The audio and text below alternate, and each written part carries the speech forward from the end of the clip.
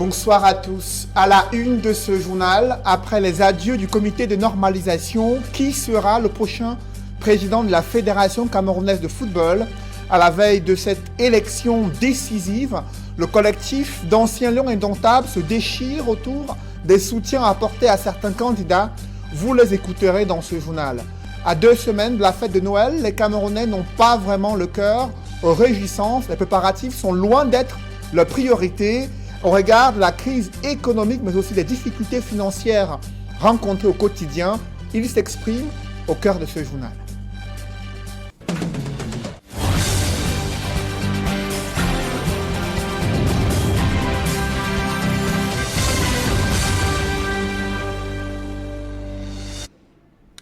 Merci de suivre cette édition complète de l'information sur Equinox Télévision. À la veille de l'élection de nouveau président à la Fédération camerounaise de football, le collectif des anciens lions indomptables est divisé. Un groupe d'anciennes gloires conduit par Stephen Tato déclare son soutien au candidat Seydou Mbombo Njoya.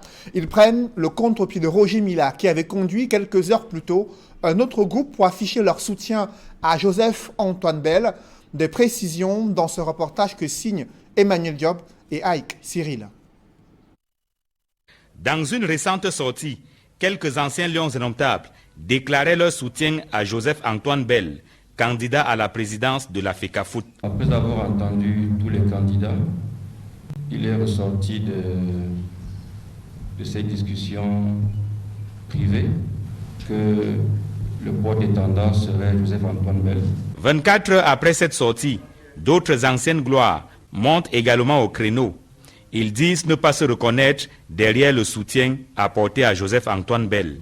Ils ont donné l'impression que tous les anciens footballeurs ont une position ou la même vision par rapport à, cette campagne électorale à la présidence de la FECAFOOT. Conduit par Stephen Tato, ancien capitaine des Lions indomptables, cet autre groupe annonce plutôt un soutien au candidat Seydou Mbombo Njoya. C'est Seydou Mbombo Njoya qui est notre candidat idéal qui peut sauvegarder les intérêts des anciens lions indomptables. Sinkot Isaac, Njeya René et Tato Stephen, qui sortent de leur gond, affirment vouloir tordre le cou à la pensée unique au sein du collectif des anciens lions indomptables de football du Cameroun. En démocratie, nous pouvons bien être ensemble, mais chacun a son choix. Ce n'est pas la dictature. Un joueur ou un ancien lion indomptable ne peut pas nous imposer ou dire à ses collègues comme nous autres que suivons-nous. Non. Il y a les autres aussi qui ont aussi leur façon de voir les choses. Et c'est ce que nous sommes ici pour vous le dire. L'élection à la FECAFOOT a lieu ce mercredi. S'ils ont souvent fait preuve de solidarité sur le terrain, les anciens lions ont du mal à parler d'une seule voix et de soutenir un seul et même candidat. Et le comité de normalisation qui fait ses adieux à la FECAFOOT, son président, Maître Dieudonné Api, a présenté ce jour son rapport d'activité et ses comptes financiers lors d'une assemblée générale extraordinaire qui s'est tenue en Bankomo. Nous y reviendrons au cours de ce journal. Parlons de ces communautés villageoises qui éprouvent de sérieuses difficultés à s'intégrer dans la vie nationale, dépourvues d'actes de naissance, confrontées à une insuffisance criarde des services sociaux de base. Ces communautés qui réclament l'amélioration de leurs conditions de vie, elles s'expriment dans ce reportage que signent Joël Essengue, Élisée Bogba et Guy Zogo. Je vous parlais donc de ce reportage concernant les communautés villageoises qui éprouvent de sérieuses difficultés à s'intégrer dans la vie nationale, dépourvues d'actes de naissance, confrontées à une insuffisance criarde des services sociaux de base. Elles ont exprimé le mal-être lors d'une rencontre qui s'est tenue à Yaoundé. Évocation avec Élisée Bogba, Emmanuel Diop, Joël Essengue et Guy Zogo. C'est une équation qui s'avère difficile à solutionner. Comment faire accéder les populations autochtones au statut de citoyens alors même qu'on les présente au quotidien comme des Camerounais? L'ambition du dialogue national sur l'accès à la citoyenneté des peuples autochtones à la faveur de la Journée internationale des droits de l'homme est de réparer cette insuffisance. Parmi les maires, on souligne des efforts de l'État. L'État camerounais est conscient de ce que le peuple autochtone a accusé un retard par rapport à toutes les autres populations. Et au travers du PNDP et au travers du ministère des Affaires sociales, le PNDP lui dépend du MINEPAT, l'État camerounais a pris des dispositions pour que les peuples autochtones de ma commune, par exemple, soient véritablement encadrés. Mais visiblement, la réalité sur le terrain est loin du compte pour les peuples autochtones. La plupart des autochtones des Baka, des Bagueli, des Bezans sont nés dans des localités où on les reconnaît physiquement comme étant des habitants de ces localités. Mais malheureusement, à côté de cette existence, il manque une existence, celle que nous appelons l'existence juridique. Cette existence juridique commence par la transcription de nos enfants à l'état civil pour avoir des actes de naissance. Et c'est de là que part tout le problème. Pire encore, l'analphabétisme fait le lit du retard de l'accès à la citoyenneté de ces populations. Le taux d'analphabétisme parmi les peuples autochtones de la forêt est encore très élevé. Il faut remplir une déclaration, il faut avoir une carte d'identité, il faut avoir toutes ces choses pour pouvoir collecter certaines données nécessaires pour avoir un acte de naissance. C'est donc sur le terrain de l'action que les rendez-vous sont pris pour changer la donne. Nous voulons développer un plaidoyer qui va nous amener à ce que désormais que les peuples autochtones soient pris en compte dans les instances supérieures des décisions. La moitié des enfants issus des peuples autochtones n'ont pas d'acte de naissance, n'ont pas de carte d'identité. C'est pourtant que nous crions la sonnette d'alarme aujourd'hui pour demander au pouvoir public de voler au secours de ces peuples qui sont marginalisés. Selon les chiffres disponibles, plus de 80% d'enfants issus des peuples autochtones ne disposent pas d'un acte de naissance. Que fait le gouvernement pour apporter une assistance aux couches sociales défavorisées? Malgré la création du ministère des Affaires sociales, très peu de choses ont évolué dans ce sens. Les personnes handicapées, des orphelins, les personnes démunies sont abandonnées à leur triste sort. Le constat a été fait à l'occasion de la semaine nationale consacrée à la solidarité. Le gouvernement, en difficulté, appelle les entreprises et des acteurs sociaux à la rescousse afin de pouvoir atteindre ces objectifs d'assistance aux personnes sociales et vulnérables. Des précisions avec Mathilde Akemazou et Xavier Foka. Le taux de pauvreté de la population en général requiert une augmentation de l'assistance sociale. D'après des informations fournies par le ministère des Affaires sociales en 2012, la satisfaction de la demande de solidarité au Cameroun se situe autour de 1%. Les principaux concernés sont des personnes vivant avec un handicap et pas toujours accompagnées. On a mis sur pied ce marché avec le talent des personnes handicapées et des personnes d'appui comme moi. Nous travaillons ensemble. Nous n'avons pas d'accompagnement jusqu'ici. Donc nous faisons nous-mêmes avec le peu que nous pouvons et petit à petit, on espère que les choses iront de mieux en mieux. C'est fort de ce constat et dans ce contexte que s'ouvre à Douala la deuxième semaine de la solidarité nationale et de l'entrepreneuriat social sous le thème « Faire de la responsabilité sociale des entreprises un levier pour le financement de la solidarité nationale ». Qui nous interpelle tous afin d'offrir aux segments vulnérables de notre communauté nationale une égalité de chances, intégration sociale et surtout l'implication effective dans la gestion des affaires de la société. L'événement s'inscrit dans une perspective de mobilisation communautaire en vue de solliciter et susciter la participation collective de tous les maillons de la société, de mobiliser la communauté nationale sur les problèmes d'intégration des personnes socialement vulnérables et surtout mettre en place une synergie des acteurs et renforcer la coordination des œuvres sociales privées. Pauline Irène Guéné a tenu à rappeler aux personnes socialement vulnérables que le but de la solidarité est de les amener à se prendre en charge et non de les conforter dans une logique d'assistanat perpétuel. L'événement a été l'occasion de faire une évaluation de la décentralisation dans le secteur des affaires sociales. Il en ressort que le ministère a transféré aux communes depuis 2010 l'exercice de 3 compétences, à savoir l'attribution des aides et des secours nécessités aux indigents, la participation à l'entretien et à la gestion des centres de promotion et de réinsertion sociale et l'assistance aux établissements sociaux. C'est cette évaluation qui justifie la présence aux travaux du ministre de la Décentralisation et du Développement local.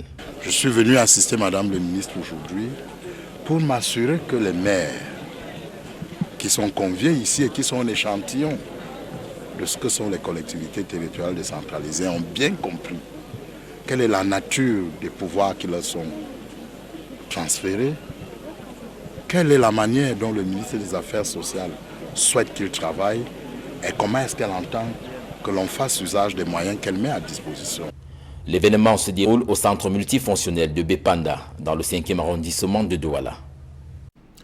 Comment améliorer les opérations d'assistance aux victimes de catastrophes et de riposte en cas d'épidémie? Un centre national des opérations d'urgence est désormais fonctionnel à Yaoundé, différent du centre des urgences chargé de la prise en charge médicale. Cette nouvelle structure est appelée à coordonner les interventions sur le terrain. D'autres précisions avec Emmanuel Diop et Marcelin Gansop. À peine inauguré par le Premier ministre le 3 décembre dernier, le Centre national des opérations des urgences sanitaires a commencé à faire courir les populations, lesquelles ont vite fait de penser qu'il s'agissait d'une structure hospitalière, que non. Par son appellation, certains ont vite confondu avec le Centre des urgences de Yaoundé, qui est un centre des opérations de prise en charge médicale et chirurgicale, alors que le nouveau centre qui est créé est plutôt comme une tour de contrôle des événements de santé publique qui peuvent arriver à tout moment. Face à la presse, André Mamafouda s'est donc voulu clair. Le centre dont vient de se doter le Cameroun jouera un rôle autre que celui de la prise en charge des malades. Le centre des opérations des urgences de santé publique, comme je l'ai dit, n'est pas un hôpital. Et il n'y a donc aucune consultation, il n'y a aucun examen de laboratoire, non plus donc d'hospitalisation. C'est un centre de contrôle, c'est un centre de surveillance qui est en liaison avec l'ensemble de nos 10 régions et qui capte donc tous les événements qui peuvent nous obliger à apporter une réponse rapide. Il peut s'agir d'un début d'épidémie, soit de choléra ou de fièvre jaune, pour laquelle il faut organiser une réponse. Il peut s'agir d'un événement du genre gros accident de la circulation qui demande à ce que nous puissions nous organiser et mobiliser le secours.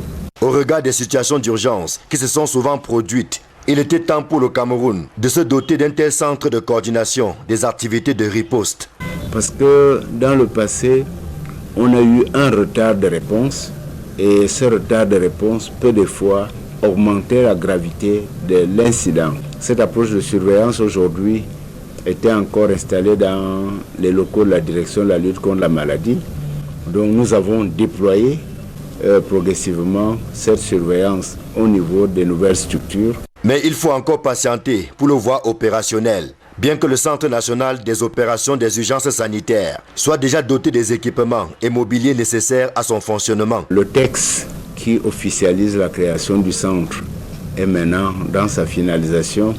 Je pense que dans les prochaines semaines, ce texte permettra à ce que nous mettions un petit organe de suivi au quotidien du centre, puisque c'est quand même un investissement de 2 milliards qui demande à ce qu'on lui donne les moyens de maintenance et les moyens de gestion au quotidien. Et ces crédits passent par la prise d'un texte spécifique. Ce centre qui a coûté la bagatelle de 2 milliards de francs CFA est l'un des récents fleurons de la coopération qui existe entre le Cameroun et les États-Unis. Le Cameroun qui dispose désormais de 2 centres de coordination des activités d'intervention en cas de survenance d'une épidémie, d'un accident ou d'une catastrophe, la direction de la protection civile et ce centre national des opérations d'urgence logé à la direction de la protection civile au ministère de l'administration territoriale. Et à ce sujet, je vous propose d'écouter André Mamafouda, le ministre de la Santé publique, qui revient sur les enjeux de la mise en place de ce nouveau centre national des opérations d'urgence à Yaoundé. Les 2 centres, forcément, seront en mutualisation de moyens et non des centres concurrentiels. Pendant que nous regardons les aspects de santé publique et que nous avons une liaison permanente avec nos districts de santé, le MINED forcément sera en liaison permanente avec l'ensemble des régions, notamment les gouverneurs des régions et les préfets. Et quand il y a un problème, nous partagerons directement le problème posé et nous partagerons les ressources. Et si nécessaire, on peut dire l'état-major de crise peut soit se déployer au niveau du centre du MINAT, soit être au niveau du centre du ministère de la Santé. Donc il n'y a aucune dualité. Les deux centres devraient travailler en mutualisation de moyens. Et d'ailleurs, je compte visiter dans les prochains jours le centre des opérations du MINAT pour que nous puissions convenir de la manière dont les experts qui auront à suivre ces centres au quotidien puissent déjà créer des points de contact et surtout comment est-ce qu'ils vont harmoniser leurs interventions quand il y aura une catastrophe. À 2 semaines des fêtes de fin d'année, les Camerounais n'ont pas vraiment le cœur aux préparatifs de ces réjouissances et pour cause, ils éprouvent de sérieuses difficultés à obtenir des budgets nécessaires à préparer la fête de Noël et la fête du Nouvel An. Pourtant, déjà dans les marchés, il y a les premiers accessoires qui permettent de voir comment les couleurs de Noël s'annoncent dans la capitale économique du Cameroun. C'est le constat que fait notre reporter Isabelle Carole Zopet. Des sapins, des jouets de toutes sortes, des accessoires de décoration, des vêtements de toutes tendances inondent progressivement les espaces marchands de la capitale économique et annoncent les fêtes de fin d'année. C'est le cas au marché chinois à Douala. Ici, comme dans d'autres lieux de commerce, les accessoires de fête envahissent magasins et étals sur les trottoirs. Malgré ces comptoirs bien achalandés pour ces fêtes de Noël et de Nouvel An, les commerçants attendent toujours les clients qui se font rares. Ça ne donne pas encore. Bon, on drague, c'est pour ça que tu nous vois ici. On arrête même les clients pour qu'ils achètent. Parce que ça ne va pas encore. Pour le moment, c'est encore un peu timide. Parce que ce qui fait notre force ici sont les écoles de la maternelle. Étant donné qu'on remet les bulletins jusqu'au 23. Donc c'est peut-être d'ici le week-end que les choses vont vraiment démarrer. Pour le moment, le marché ne donne pas exactement comme on a souhaité dès le départ. Côté client, l'on évoque la conjoncture économique. C'est seulement il n'y a pas les moyens. Bon, cette année, on va, je ne sais pas comment on peut faire l'effort de gérer plutôt la nourriture et la boisson. C'est tout. Je n'ai pas la pour la fête de tout pour les enfants, vu que le dehors est un peu dur maintenant. Donc bon, toutes les provisions n'ont pas donné comme on croyait. Pour les préparatifs pour la fin d'année, à mon niveau, nous ne sommes pas encore prêts. Je suis commerçant, je peux l'observer même dans ma boutique. En pleine fin d'année comme ça, c'est vraiment vite.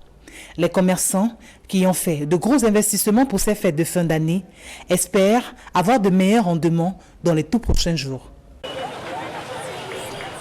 Je vous parlais en ouverture de ce journal du comité de normalisation qui fait ses adieux à la FECAFOOT. Le président, Maître Dieudonné Api, a présenté son rapport d'activité et les comptes financiers lors d'une assemblée générale extraordinaire qui s'est tenue en Bankomo.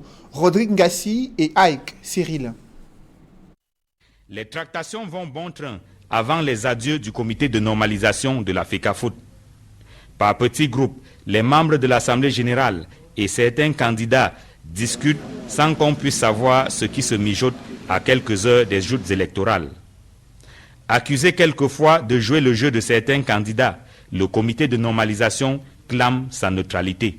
Nous n'attendrons pas d'être jugés parce que nous avons une conscience. Et quand nous examinons cette conscience, elle est tranquille. Oui, elle est tranquille. Nous nous sommes battus de notre mieux pour la bonne gouvernance et nous nous sommes battus encore plus pour la neutralité dans nos travaux pendant 15 mois. Oui, messieurs, nous en sommes fiers. En guise d'héritage, au moment où il dresse son bilan, Maître Dieudonné Api annonce que désormais, les commissaires de comptes et d'autres membres de l'Assemblée générale seront élus et non plus nommés, ce qui leur garantira une totale indépendance dans l'exercice de leurs fonctions. L'une des innovations apportées au statut de la FECAFOOT est l'élection. Ces membres qui étaient nommés par le président du comité exécutif par le passé seront désormais élus par l'Assemblée générale et par conséquent seront donc indépendants pour lire les comptes de la fédération. Avant de quitter la scène, Le comité de normalisation plaide pour une complicité entre la FECAFOOT et sa tutelle. Maître Dieudonné Api précise que la guéguerre avec le ministère des Sports et de l'Éducation physique ne sert pas le football camerounais. Sans une bonne relation, voire une complicité entre la FECAFOOT et le gouvernement, le développement devient une équation difficile. Nous ne pourrions pas offrir à ce peuple camerounais tous les plaisirs que nous connaissons quand ils regardent leur sélection nationale. Nommé le 8 septembre et installé le 11 septembre 2017 pour 6 mois, le comité de normalisation de la FECAFOOT a vu son bail prorogé 2 fois.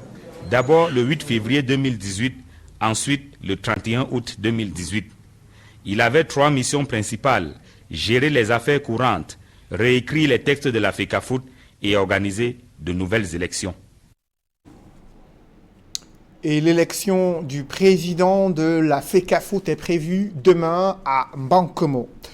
L'exportation sauvage plombe le développement local du textile. Le constat a été fait par des experts au cours d'une rencontre qui s'est tenue à Kribi, portant sur la transformation de la filière textile au Cameroun, textile, coton, habillement. Des précisions avec Joseph Abenabena. Le placement du personnel dans les entreprises par certaines structures privées n'est pas un long fleuve tranquille. L'entreprise qui est en partenariat, disons, avec les sociétés. Maintenant, comment cela se passe? L'entreprise fait des offres, déposons des offres d'emploi, sollicite donc dépose des offres d'emploi auprès des partenaires. Ainsi, en cas de besoin, ceux qui sont donc retenus, c'est cette société qui les met donc à la disposition de l'entreprise qui sollicite du personnel. Généralement, en collusion avec le Fonds national de l'emploi, les citoyens apprécient de diverses manières le service. Les de placement sont vraiment utiles aussi, du fait que lorsque des personnes ont généralement déposé leur dossier, ils peuvent facilement cette structure, mais il faut aussi décrire le fait que le plus souvent, le candidat ou alors celui qui a été appelé ne reçoit pas forcément ce qu'il mérite. Saisissant l'occasion d'une signature d'accord avec l'entreprise KCT à Kribi, le directeur général du Fonds national de l'emploi dénonce ces structures qui engrangent plutôt du bénéfice sur le dos des chercheurs d'emploi. Il y a des cadres qui coûtent 1 million, 1,5 million, mais pourquoi vous payez? Pourquoi payer? Bon, tant mieux. Les sociétés d'intérim, les sociétés de placement privé doivent faire leur chiffre d'affaires. Tant mieux. Mais il faut que l'environnement économique camerounais sache que l'État avait mis en place une structure dans la politique nationale d'emploi du chef de l'État. Il y a une structure pour accompagner gratuitement les entreprises. Cette séance de travail vise à faciliter l'insertion socio-professionnelle des jeunes riverains du port autonome de Kribi et les Camerounais en général dans les entreprises qui s'installent de plus en plus ici, dans la cité balnéaire. Au-delà de la corruption dans laquelle le Cameroun peine à sortir, le Fonds national de l'emploi prône la gratuité du service et le professionnalisme dans le traitement des dossiers. Vous venez de suivre la problématique de la gestion des ressources humaines et son intégration du côté de Kribi, reportage de Joseph Abenabena. Mesdames, Messieurs, c'est la fin de ce journal. Merci de l'avoir suivi. Juste après cette édition de 20h, retrouvez Serge Alain Autou et ses invités pour le débrief du journal sur le plateau d'Equinox Soir. Serge Alain. Des anciens lions se déchirent autour des soutiens.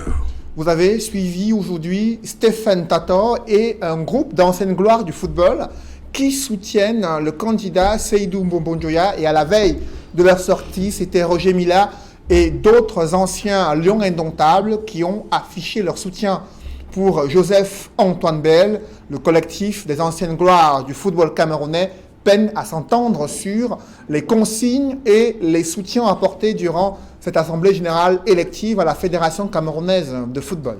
Deuxième normalisation, c'était le clap de fin aujourd'hui. Vous avez suivi Maître Dieudonné Api présenter son rapport d'activité. Il dit qu'il a la conscience tranquille, du moins le comité de normalisation qui dit avoir la conscience tranquille, qui a présenté les états financiers durant ces nombreuses années passées à la tête de la Fédération camerounaise de football pour normaliser le football camerounais, lui qui appelle à la fin de la guéguerre entre le ministère des Sports et la FECAFOOT. Désormais, il a fait ses adieux et maintenant tout le monde attend qui sera le prochain président de la Fédération camerounaise de football. C'est Jalon. Voilà, madame, monsieur, c'est donc l'essentiel du débrief. Bonne soirée à vous, Cédric. Bonne soirée à vous, c'est Jalon. Rendez-vous demain 20h. Rendez-vous demain. Voilà, madame, monsieur, dans un instant, Equinox Soir, deuxième partie, le temps du débrief, toujours en compagnie de nos cadres débatteurs.